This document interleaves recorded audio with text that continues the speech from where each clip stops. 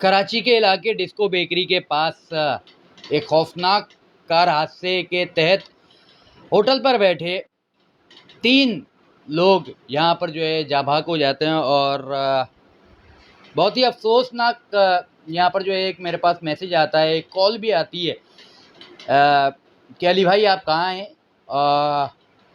Disco bakery के पास जो है एक बहुत ही अफ़सोसनाक वाक़या हुआ है। 3 लोगों को एक फॉर्च्यूनर कार ने जो है यहाँ पर कुचल दिया।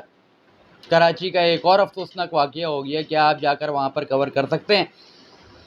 कराची के शहरियों के ऊपर यहाँ पर जिस तरीके से हादसात हो रहे हैं, कभी कोई डंपर कुचल रहा है, तो कभी वाटर टैंकर, तो कभी यहाँ पर बड़ी-बड़ी गाड़ियों वाले जो अमीर लोग हैं वो यहाँ पर कुचलते फिर रहे हैं। नशे में धुत चूर होकर 2 तरीके के नशे होते हैं। एक अमीरी का नशा, पैसे का नशा, एक होता है वो जो नशा करते हैं, जो आया वो शराब का नशा हो, आया वो कोकेन का नशा हो, आया वो आइस का नशा हो या किसी भी तरीके का नशा हो, इनको मिल जाता है नशा।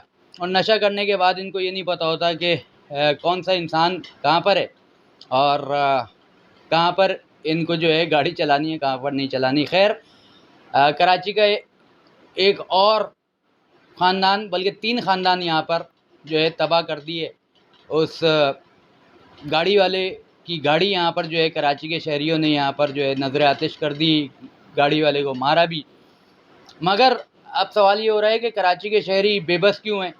कराची के शहरियों के साथ इस तरीके से जो है हादसात और जो है कुचलने का सिलसिला क्यों शुरू हो रहा है?